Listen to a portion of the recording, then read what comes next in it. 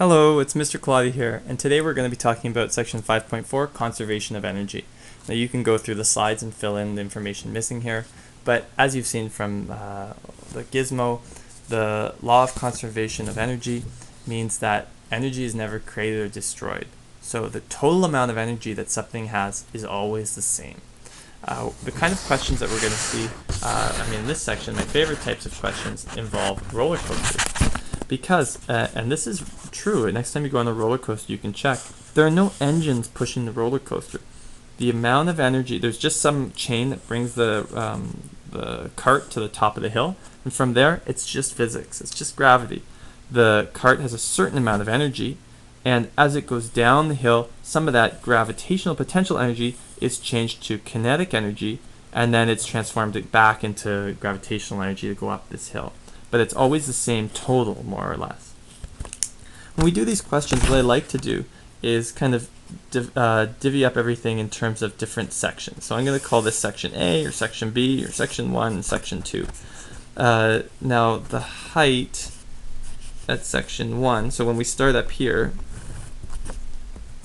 we know that this is from the behemoth. It has a maximum height of 70 meters. So that's height, we'll call it A, I guess, because it's already labeled A. So HA is 70 meters. B, well, this is my reference point here. So B, HB is 0. What else do we know? Okay.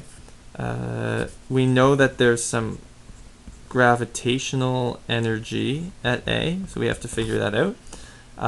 We're going to assume that the roller coaster starts from rest. So the kinetic energy at the top here, well, we know that's 0. Down here at the bottom of the hill, well, we know that the gravitational energy here, because the height is 0, is also going to be 0. And the kinetic energy, we don't know.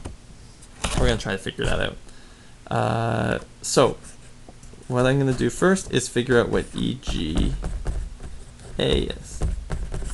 And that is m times g times HA. That's our formula from our last section for gravitational potential energy. I sub in my values. My mass of my cart is 271 kilograms. So 271 times 9.8 times 7. 271 times 9.8 times 70. Wow, so that's a lot of joules. 185,906 joules. So if I write that in now, 185,906, you can see that that's the total energy that my cart has at the very top. And you know that at the bottom, the total energy is not changed, it's still the same amount. So we can write this out by saying EGA plus EKA, E total is equal to that plus that. So that gives me 185,906 plus 0. So I get 185,906 joules. Then we know that E total is also equal to the bottom, EGB plus EKB.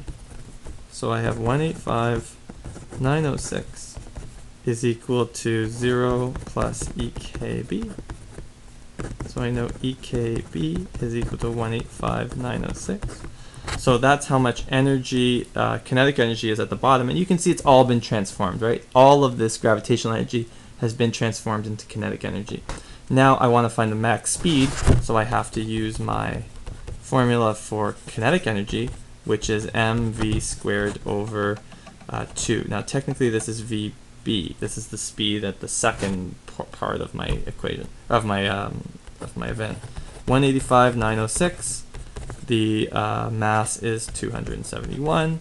VB squared is what I'm trying to figure out, and 2. Okay. Now, just be careful when you do the math here. I want to get rid of the 2, so I'm going to multiply top and bottom by 2. And I get 371,812 is equal to 271 VB squared.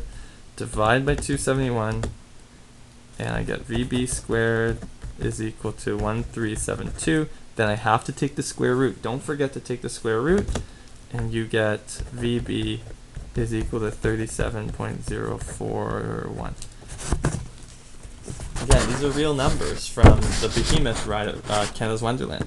The max speed is 37 meters per second, which is quite fast. So that's cool. That's how you can go be a roller coaster designer now. You just need to really know your conservation of energy. Let's turn over the page. We have a little kind of sub-question. How does your answer change if the mass of the car is unknown? Look at this question. So here I multiplied all these things together, including the mass of the car, and I got my total joules. Then that total joules is transformed into kinetic energy, and then I end up dividing by the mass of the car to get my final answer. So actually, the mass doesn't really matter. And watch how this works. Let's go through this again. So let's let m be the mass of the car. So I'm just going to do this kind of short form here, but EGA again is MGHA, so that would be M times 9.8 times 70.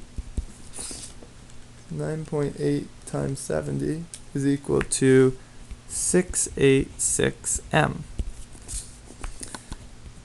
And we'll write therefore EKB, which was the kinetic energy at the bottom of the hill.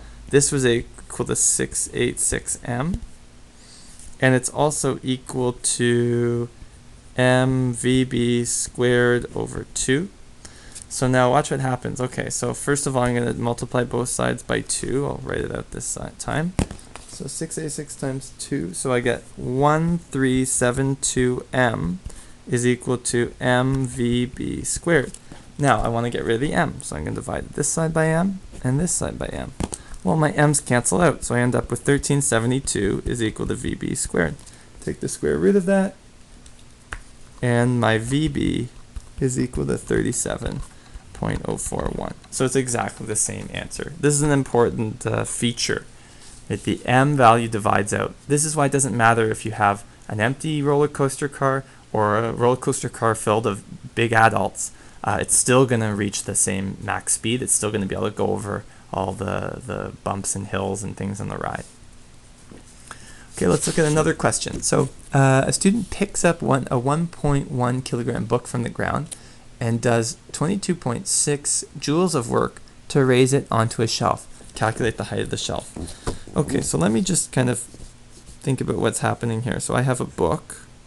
Just draw my book. It's got lots of text on it. And my student picks it up and they put it on a shelf. So they pick it up and they put it up here. So now my book is up here. Again, you don't have to be a great artist to be in a physics class. Okay, now we know down here, okay, so we know the mass is 1.1 kilograms. And we know that down here, we'll call this part 1, we'll call this part 2.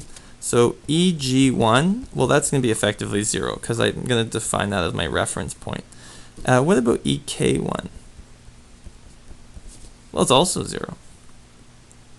And up here, EG2, well, it's something. It definitely has some gravitational energy when it's been put up high.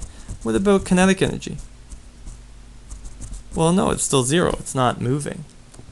So what's the deal here? Well, remember when we talked about work, and this is where we tend to forget about that work lesson at the beginning of this chapter, but work is energy that you've given to something.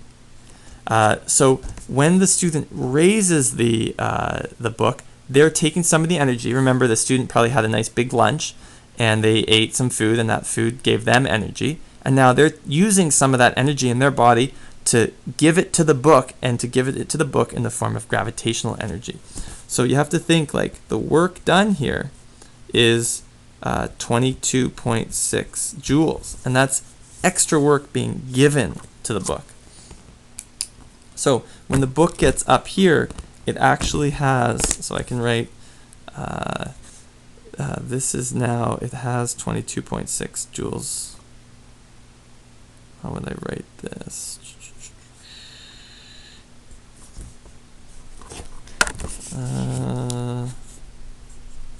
let's just write 22.6 joules. So now I know Eg2 is equal to mgh2. This is 22.6 joules. This is 1.1 times 9.8 times h2 is the thing we're trying to figure out. So now what I'm going to do is do some dividing. 22.6 divided by 1.1 divided by 9.8. And I find out that h2 is equal to 2.0965 meters.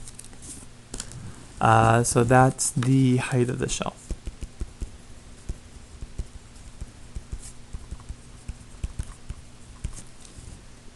So we have to think about the work done to the book now comes out in the form of this, the gravitational energy. Okay, now if the book falls off the shelf, how fast will it be falling just before it hits the ground? Okay, well now we have a new situation. So we're up on the shelf, we have this book. And then it falls off the shelf. Oops. So let's call this Eg2 again. Now we know this is 22.6 joules, and we know that it falls from rest. It doesn't have any energy, kinetic energy here. Now when it hits the ground, well this is going to be, well we're up to 3 now. Again, this is probably the reference point on the ground, so that's going to have 0 gravitational energy, but it's going to have a ton of kinetic energy. We don't know what that is. And we know that the height here is, we just figured it out, right? h2 is equal to 2.0965 meters. Okay, so I mean, again, this is very much like the roller coaster question. We know all of this gravitational energy is going to be transformed into kinetic energy. It helps, we should kind of be formal about this, right? E total is equal to Eg2 plus Ek2, which is equal to Eg3 plus Ek3. Then we could write 22.6 joules plus 0 is equal to 0 plus Ek3. Therefore, Ek3 is equal to 22.6 joules. And then we can go over here and use our kinetic energy formula. Oh, yeah, so I'm going to sub in my values. 22.6 is equal to 1.1 V3 squared over 2. So 22.6 times 2 divided by 1.1 gives me V3 squared 41.0999. A lot of you will use this as your final answer, but you forgot to take the square root. So make sure you take the square root, and then that's a better number. V3 equals 6.4102. Therefore, our final speed 6.4 meters per second. Great. So that's how conservation of energy works. Conservation of energy is a concept. Energy can't be created or destroyed. Most of the mathematical questions you see are going to be ones involving gravitational energy and kinetic energy. But make sure you work through the slides. You'll see some discussion about energy that is technically lost, or that we say is lost, but it's actually just converted into other forms. Great, and we'll see you next time.